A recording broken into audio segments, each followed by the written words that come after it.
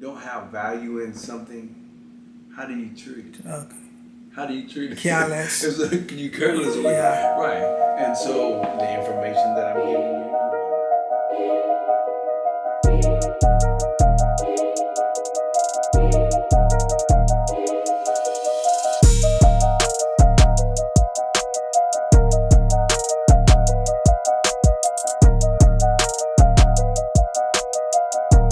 working with, and I ain't trying to take your fighter.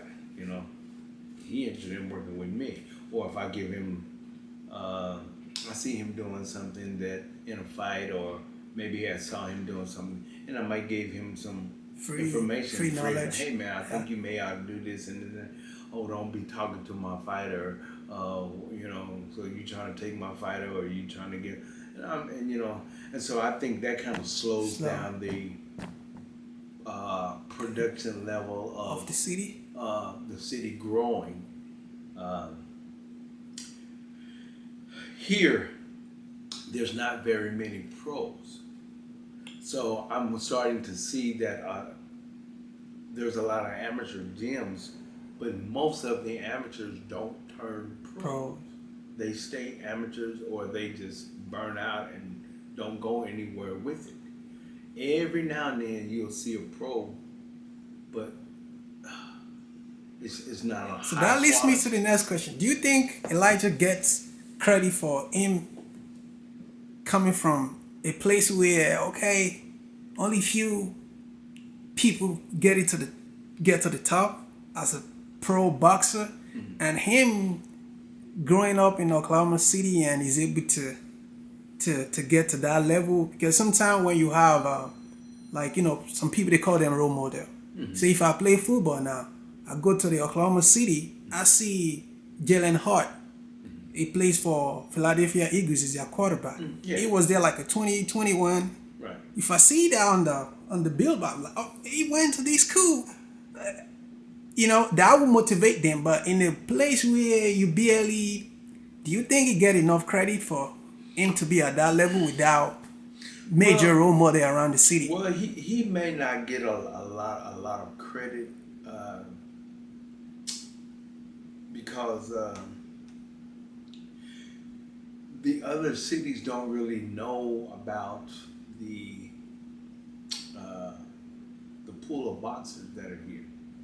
The ones that are here, you know, they speak highly of him. Okay. You know, a lot of people are behind him 100%. You know, by what he's done, what he's accomplished, or whatever. But the other cities don't really know the depth or the lack of what we have or what we don't have here as it comes to the boxing game here. So give me your top five boxing city in America. Your top five that you know. The top five, I would probably say Houston, California, California. would probably be around one. Okay. Houston, Philadelphia, yeah. yeah, Vegas. yeah, Vegas. They don't start out there, but most of them go there because it's kind of like the boxing mecca, Okay. where everybody goes to be seen, or they feel like they can get big there or whatever, because a lot of boxing goes on around there. Florida, is getting really strong in the boxing game. Matter of fact, a lot of people are starting to move to Florida in the boxing game. That reminds me because I watch the All Access Canelo Charlo. Charlo, he just moved to, I think his other brother just moved to Florida. Yeah, cause it's starting to get big in Florida. How many I give you? I think you asked for five. You said California, I think Philly, Philly, Florida. Florida, and let me think.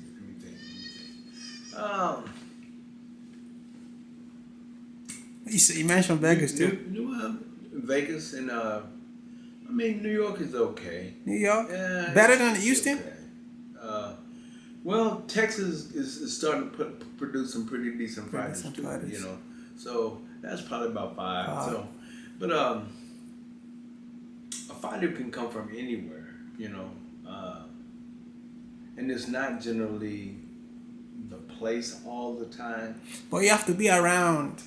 You say iron sharpened iron, right? Yes, it does. Yeah, because It if does. you number one in Oklahoma City, you go to California, like we're top fighter. Yeah, yeah.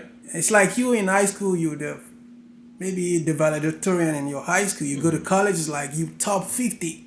Yeah, yeah, yeah, yeah. You know, The pool will change, and sometimes, and that's kind of our challenge because since he is here, in Atlanta as well or whatever, the pool of fighters aren't really super strong there either. So it's a challenge sometimes to find adequate sparring unless we do have to try to go to other cities. Vegas or somewhere like that where where there's a lot of options, a lot of different people, trying to make it big. So find good people there. But so far we've been able to get around that. We have enough quality fighters here, and then I have ways of how do I say? I have ways of training him where.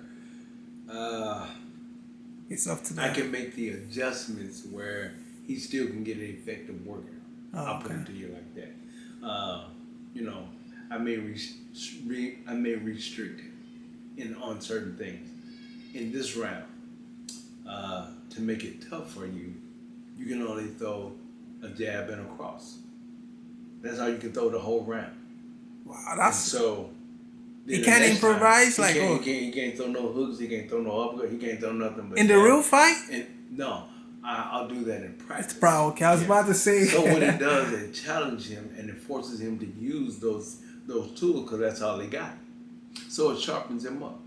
Then the next round, I'll say, hey, in this round you can't throw nothing but hooks.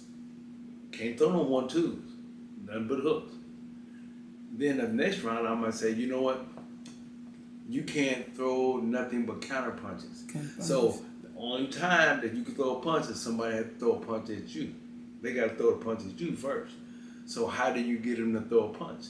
So a lot of times you have to creep up, get close to them when they get a little nervous or whatever, and they throw a punch. Then so they throw a punch, then you counter.